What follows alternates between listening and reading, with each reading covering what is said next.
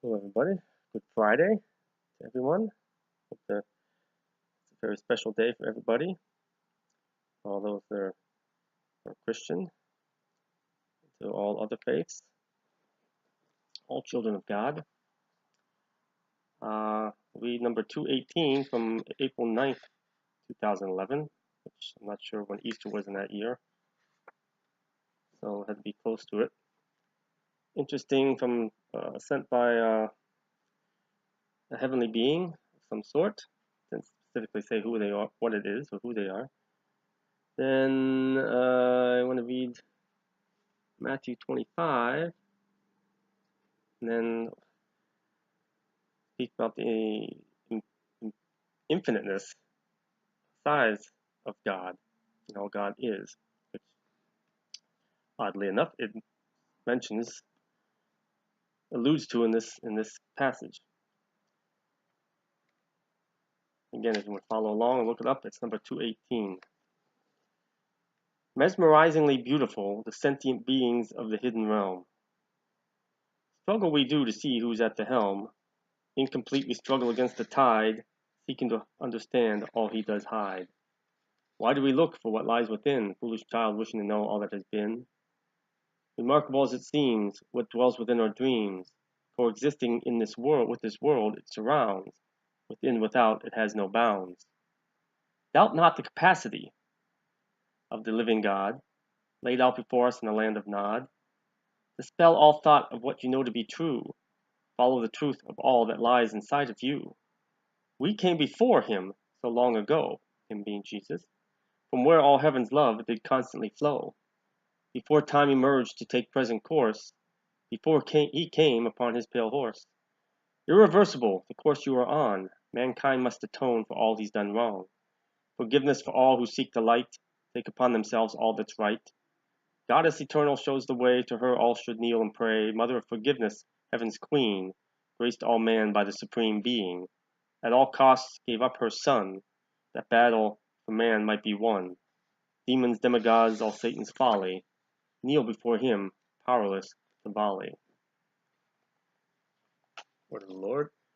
Again, Luke telling us how Mary is here to help us. She gave her son. He made her the mother of man, and all men her children. One of the last things he did while on the cross. So she is here to help us. We're not placing her above God, but she's a part of God, an extension of God. Always was, before she even walked this earth. As was Jesus the Christ.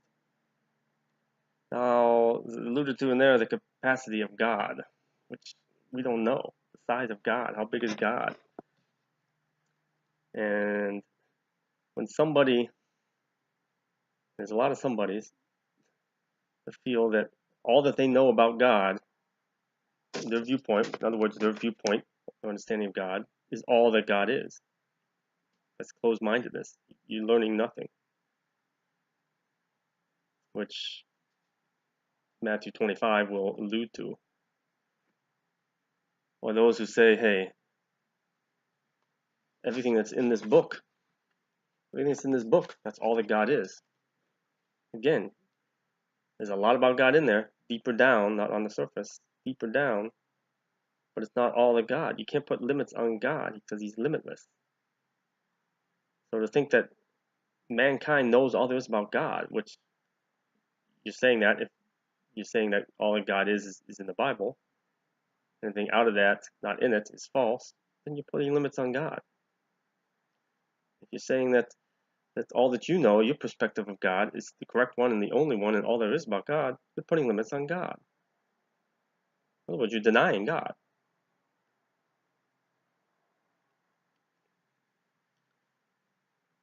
So, for example, we want to compare this, think of this. We want to rely on what we know. Think the size of the universe. The visible universe, this is only the visible, based on what the furthest light that has reached us, that we've observed. It's approximately 91, 93 million or billion light years across. And if you consider how much is not seen yet, it could be 1,000 times bigger than that. It could be infinite. We don't know. God's bigger than that. So I computed this out best I could, based on the 93 billion light years across. Well, what's a light year? The distance light travels in a year, based on miles. Well, it's 186,000 miles per second. Just multiply that times 60 seconds times 60 minutes times 24 hours times 365 days, which is a generalization because it's 365 point something days. And that's just on Earth. Earth time, Earth distance.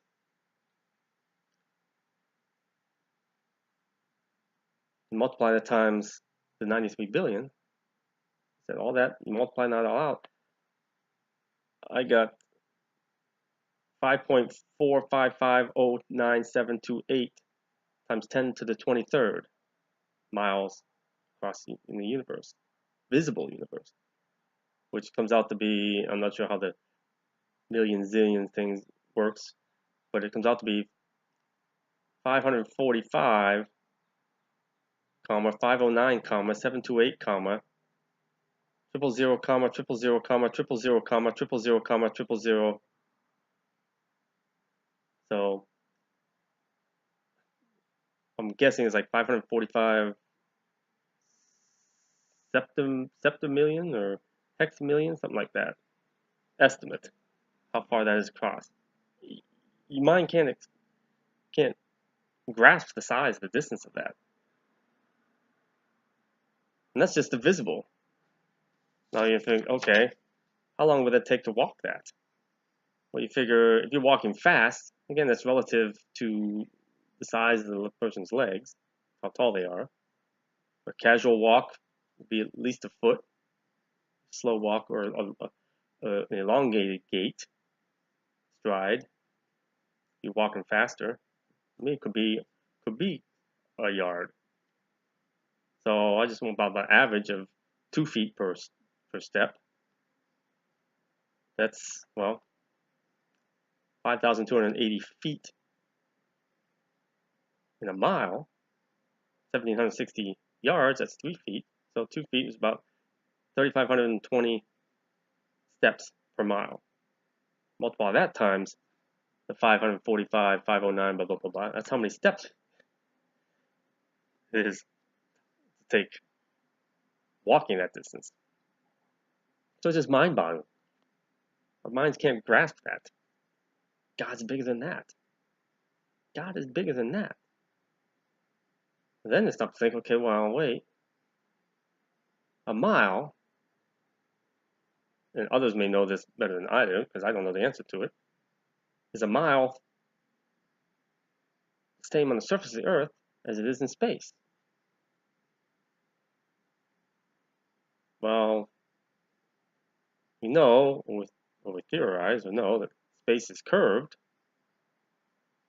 then so is the Earth. Is it curved differently?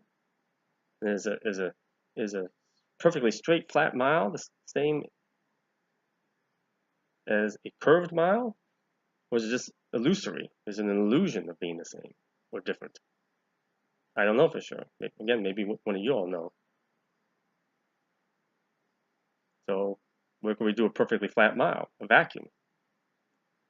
Space is a vacuum, but no, it's not. Perfect vacuum because there are particles in between in space moving around. So that's not a vacuum. Well, maybe a black hole is a vacuum. It's pulling things in like a vacuum does, but we don't know for sure what's in the black hole. And according to Hawking, there's things coming out of the black hole. It means it's not a true vacuum. So, things I don't know the answer to. But I'm open to listening to somebody who might know better than I do. But again, you're thinking of all this stuff. God is infinitely bigger than that. So to say that your perspective of God, that's it. That's all God is. Or that everything in here is all that God is. That's idolatry. Idolatry of man, no, it's idolatry of self. Do not place limits on God. He's infinite. Our mind can't grasp the size of infinite because there is no size to infinite. It's limitless. Infinite means there's no size. There is no space. There is no time. Nothing. It doesn't exist with God. So you don't want to have a closed mind when it comes to God. You don't want to think that your perspective, that's God. That's all there is to God. You don't want to be that way. You want to be open. Teach me, God. Help me to understand more about you. Because when you say, hey, how you see God, that's all there is to God, you're saying you know all there is about God. Nobody knows all there is about God. If you know all there is about God, okay, tell me. Tell me where did he come from? Who created God? You should know that answer. And you know all there is about God. How old is God? Tell me. You should know that answer. And you know all there is about God. Show me in the Bible where it says how old God is, where he came from. Not in there. So how can it be all there is about God? The point being, have that open mind. Seek to find the answers. Ask to receive the understanding. When you get to the end of your road, you knock that door, he will open it to you, and you will enter in the kingdom, into the kingdom of heaven. In the beginning of 25, Matthew 25, tells us about this viewpoint. 25, 29 it begins. And this is in another, worded differently in another gospel. Whoever has will be given more, and they will have an abundance. Whoever does not have, even what they have, will be taken from them. And again, it's about faith. From there comes knowledge, wisdom of the Lord. So the more you have, the more you'll be given. If you have that open heart and mind to learn and grow. And the less you have, or if you're going to close your mind, what you have, that understanding, that faith, will be taken from you. Then you're just totally laid bare before the darkness. But the next line is, and throw that worthless servant outside into the darkness, where there'll be weeping and gnashing of teeth. Because you won't understand. You'll be inviting darkness in. And you have, when you say, that's all there is about God, that's self-idolatry. You say, I know it all. I know all about God. I'm not letting any more knowledge in. In other words, I'm not letting any more of God in. God is knowledge and wisdom and truth. So you're keeping God out by having that attitude. Again, it's like being in school. Just because you don't understand something in school, you don't understand calculus or trigonometry, it doesn't mean it wasn't so. So you just adopt the attitude, it's wrong, it doesn't exist, it's a lie. How far are you going to go with that attitude in life? Let alone afterlife. It's not going to make it. It's not going to go. He's going to say, you'll be thrown into the darkness. We'll be weeping and gnashing of teeth. When you refuse to learn about God, and open your mind to God, you're refusing God. You don't want to do that. But it's your choice, free will choice. And it goes on to say, when the Son of Man comes in his glory, and all the angels with him, he will sit on his glorious throne. All the nations will be gathered before him, and he will separate the people one from another, as a shepherd separates the sheep from the goats. He will put the sheep on his right, and the goats on his left. Well, who do you think the sheep are, and who do you think the goats are? And again, this is very symbolic. Then the king will say to those on his right, come, you who are blessed by my Father, take your inheritance, the kingdom prepared for you since the creation of the world. For I was hungry, and you gave me something to eat. I was thirsty, and you gave me something to drink. I was a stranger, and you invited me in. I needed clothes, and you clothed me. I was sick, and you looked after me. I was in prison, and you came to visit me. Then the righteous will answer him, Lord, when did we see you hungry and feed you, or thirsty and give you something to drink? When did we see you a stranger, invite you in, or needing clothes and clothe you? When did we see you sick or in prison and go to visit you? King will reply, "Truly I tell you, whatever you did for one of the least of these brothers and sisters of mine, you did for me." Again, you see somebody needs help, help them. You move to help them, help them. Don't fail that test. Don't worry about what they're going to do with it, whether they're true or not. You move to do it, do it. Ask the Lord to present you during your day things like that, ways you can help serve Him by helping others. You don't serve man, you help man. And so helping man, you serve God.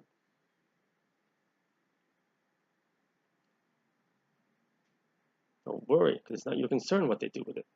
Again, you give a gift to somebody, they do whatever they want with it. They can throw it out. Doesn't matter. What matters was you gave the gift, you helped them. If they accept the gift, or use the gift as you intended, that's no concern of yours. Once you give a gift to somebody, then it's theirs. Otherwise, it's not a gift. It's not unconditional. Then he will say to those on his left, "Depart from me, you who are cursed, into the eternal fire prepared for the devil and his angels. For I was hungry, and you gave me nothing to eat. I was thirsty, and you gave me nothing to drink. I was a stranger, and you did not invite me in. I needed clothes, and you did not clothe me. I was sick and in prison, and you did not look after me." They also will answer, "Lord, when did we see you hungry or thirsty, or a stranger, or needing clothes, or sick, or in prison? Did not help you?" Well, we know they didn't help him when he was in prison. He will reply, "Truly I tell you, whatever you did not do for one of the least of these, you did not do for me." Then they will go away to eternal punishment, but the righteous to eternal life. Praise be Jesus Christ. Praise God. So keep this stuff in mind. Keep that open heart in mind. Don't think that you know it all. Don't close off God. Don't shut the door to Him and expect Him to open the door to you. Keep that open heart in mind. Then everything else will flow from that. You'll start to experience things. Your spiritual senses will awaken. Your hearing, your sight. You'll no longer be deaf, dumb, and blind. You'll experience. Oh my gosh, the things you'll experience will blow your mind. Just like trying to grasp the size of God. You can't do it. But once we're free, so you want to have the open mind, and learn about Him as much as you can hear, and serve Him as much as you can hear, so that when you can go to be with Him, and then poof, once you're free of all the stuff of the world and the things I say to let go of, the forgiveness and let go of things of this life, people, places, things, place Him first. And you let go of that stuff that's obstacles to your learning, that obstructs your vision and your thought and your faith. Then once you're with Him, all that stuff's out of the way, and you pure flowing God's light and grace and wisdom and knowledge, everything flows into you. And you're just like, wow.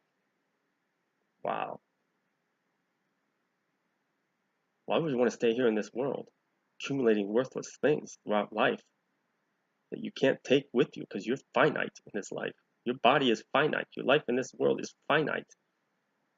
Where turning to Him, you're infinite. Which is the better choice? Have what you have taken from you, or to accumulate more of Him? That's what you're seeking. That's what you want to be seeking and asking for. That's going to help you in the end of your journey.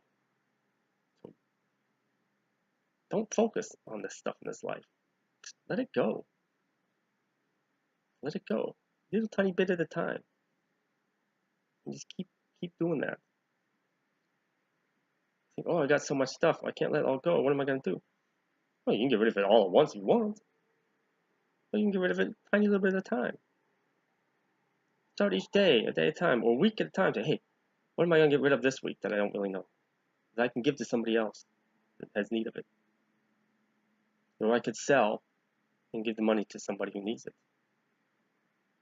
Just do one thing at a time, one thing a week. And I promise you, as time goes by, the more you get rid of, you'll pick up that pace. It's like, wow, He will transform you. But if you don't, You just seek to keep accumulating, hanging on to stuff in this world. It ain't gonna do you any good, and you'll never make it into the light. I promise you that. It just won't work. You gotta let it go.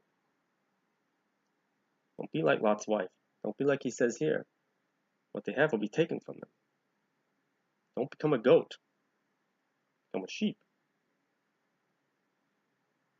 That, God bless. And I'll talk to you before Easter. Have a wonderful holiday weekend. Peace and love in Jesus Christ may reign supreme in your life throughout your day. God bless.